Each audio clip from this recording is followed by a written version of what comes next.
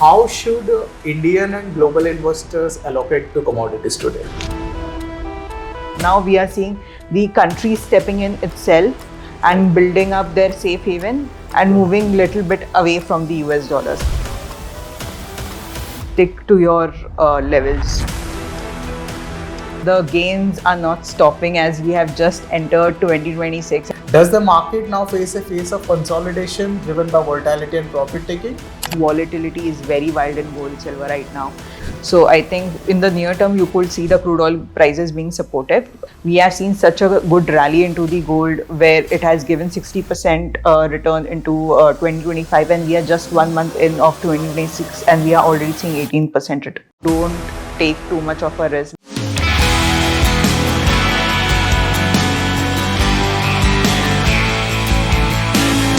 Hello everyone, this is Dhyanchan Pasi and welcome back to the another episode of Commodities and Currency Derivatives Monitor. So today we have Riya Singh with us, who is research analyst for Commodities and Derivatives segment at MK Global. So hi Riya, how are you? I'm good. Great. So in today's discussion, we're gonna discuss all buzzing commodities in the market, which is silver, gold, crude, and copper. So just to kickstart with the question, let's pick up with silver. So Riya, as we know, after silver's unprecedented rally and trading well above historical valuation and technical benchmarks, does the market now face a phase of consolidation driven by volatility and profit taking? And how critical will the union budget stance on silver import duty be in shaping domestic prices and demand going forward? I think gold and silver is the most buzzing and the commodities which have been very intriguing to all the investors around the globe. So talking specifically about the silver, now if you look at the silver rally altogether, we have seen around 250% gain into the silver prices, and the gains are not stopping as we have just entered 2026. And even if you look at the rally in Jan itself, there has been a tremendous bullish rally in Jan itself. So yes, we have entered a prolonged bullion cycle into the silver. There have been many factors which have boosted the silver prices, from tariffs to silver being designated as one of the critical metals. So I think this has definitely triggered a lot of shift in the inventories from consuming countries to the safe haven countries. So we have seen a lot of shift of inventories from China to US. Now, if you look at the inventories in China itself, it is at their lowest that we have seen. And if you look at the COMEX inventories, it is at one of their highest levels. So overall demand for silver from US comes around 10% of the global demand. But still the inventories are there at the highest because of definitely the tariff pressure. Apart from that, there has been a lot of crunch into the physical demand into the silver. Like I said, China being one of the consuming countries, there is a lot of crunch into the physical, supply there. The government itself have been trying to build up reserve where they have offloaded around 40 tons of silver from the market into their reserves. So definitely there is a high demand for physical silver right now. If you look at the US COMEX itself, the inventories that they have and the intent for the US deliveries for the Feb, there's a wide gap. So going forward, this crunch into the demand for holding the silver will definitely be felt in the coming months. So yes, I think, saying on that, there is definitely a need for correction because anyway, it has become such a stretched bullish run. Taking a call to enter or build up a new position is definitely a scary one.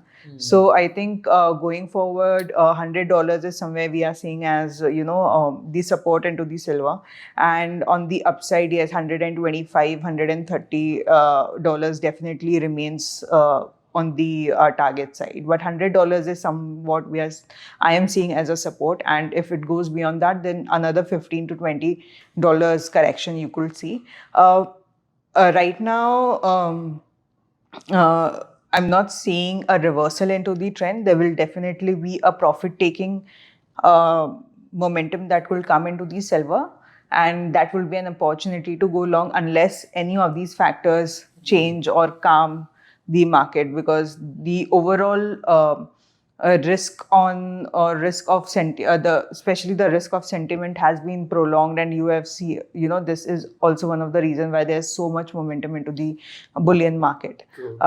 Coming to the MCX levels, I think it is already trading above 3,60,000. So anywhere the support lies around 300 and 3,45,000. And if it goes beyond that, then there will be a sharp correction towards 3 lakh. The volatility is so much that the correction will be sharp. So silver is especially very sensitive. Apart from, even if you talk about gold silver ratio, it was trading above 100. 78, around 70 was the overall average that we were seeing in gold silver, and right now it is below 50. So definitely an overstretched rally, and correction that will come, even if it in terms of profit taking will be highly volatile. So I think one needs to be safeguard from those volatility and take their call accordingly. Great. I think that was a very, very comprehensive view, Riya. Thank you for that. And just quickly hopping on to the next commodity. Again, it's one of the buzzing commodity in the market, which is gold.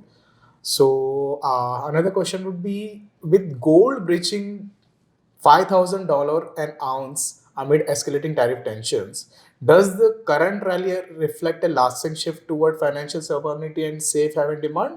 Or is the market approaching a phase of policy driven consolidation after such a rapid run up? I think similar underlying problem or the factors which have resulted into the bullion still resonate with gold also. We have seen a lot of spookiness since the Russian freeze of assets that was done by US, and since then the story has only been escalated in terms of tariffs being being levied on various countries, whether it is Europe, whether it is China, whether it is India. So no countries have been spared to do, from the US tariffs when it comes to bidding according to the US lines. So yes, I think this has definitely spooked the overall countries itself from the national interest, that they need to somewhat diversify from the paper dollar to something which is more physical in demand of, in line with the safe havens. So I think this shift that we are seeing from the paper dollar safe haven to holding of physical gold as a safe haven is getting resonated into the bullion, especially in gold. I think if you tell me as compared to silver, I think gold is much better placed. There is a demand from central bank. There is a demand from various countries itself. So I think even when you move the inventories, like if you take up the recent case where Europe has shown an intent that they already have around 1,236 tons of gold with Correct. US as their safe reserve. So they might be pulling off, and if that happens, this will definitely trigger another bullish, or will be very supportive for gold, because this will be seen as countries rather than the central bank as well. So first we started the story with central bank gearing up their reserves to protect themselves from the dollar exposure. Now we are seeing the country stepping in itself and building up their safe haven and moving little bit away from the US dollar. So this is again a very supportive story for gold going forward. So any dip will be definitely an opportunity to buy, telling that yes, the volatility and the sensitivity are in place. We have seen such a good rally into the gold where it has given 60% return into 2025, and we are just 1 month in of 2026 and we are already seeing 18% return. So yes, definitely market will be volatile, market will be very sensitive to profit taking. As compared to before, you will definitely see whenever it happens, you'll see it like $50 to $100 being wiped off. Talking about the Indian market, we are already sitting at a very much premium. There is budget coming on. So this is also contributing to the premiums build up into the market. Exactly. So whenever that premium narrows, we'll see some correction into the gold itself. So I think if you talk about the levels in gold, it has crossed $5,000. So 4800s remain a very crucial support into the international level, and $5,500 is what we are seeing down the line as a target.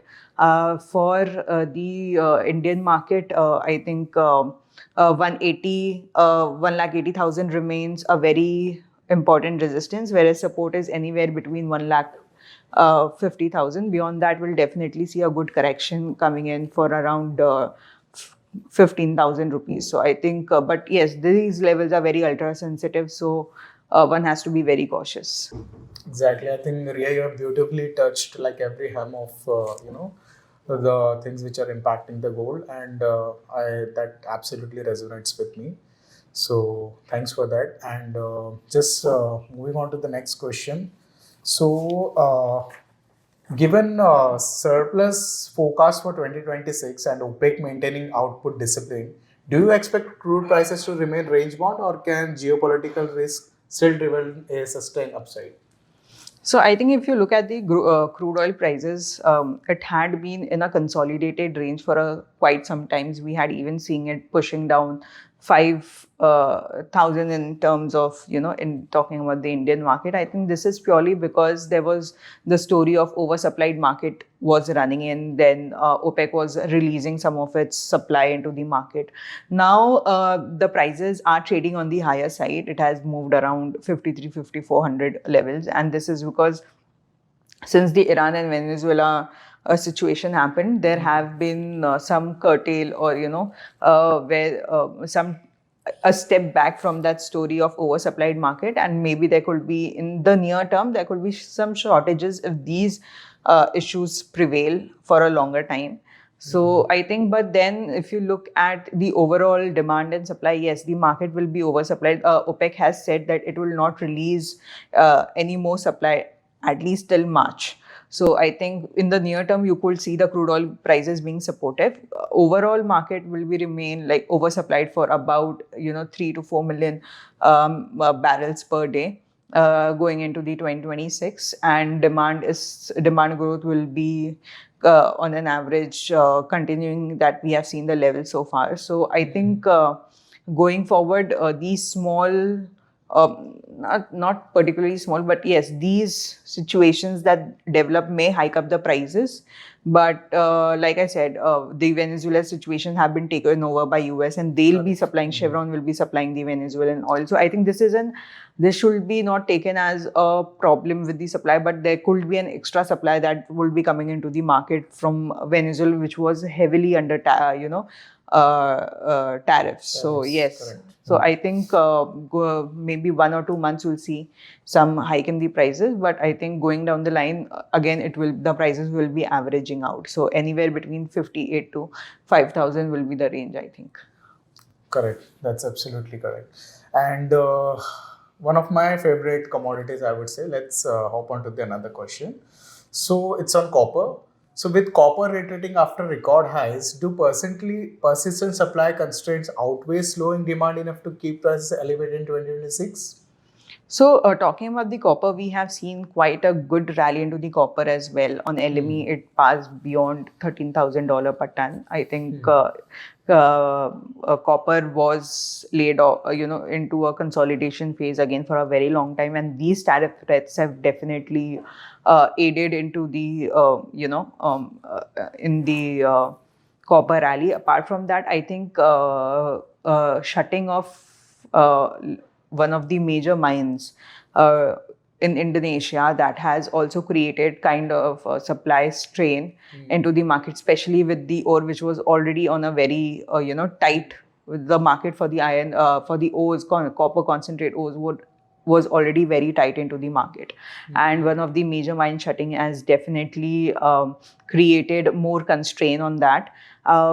Going forward, I think the unless this mines come back online completely or there is any new supply, the prices will remain supportive into the copper. Apart from that, I think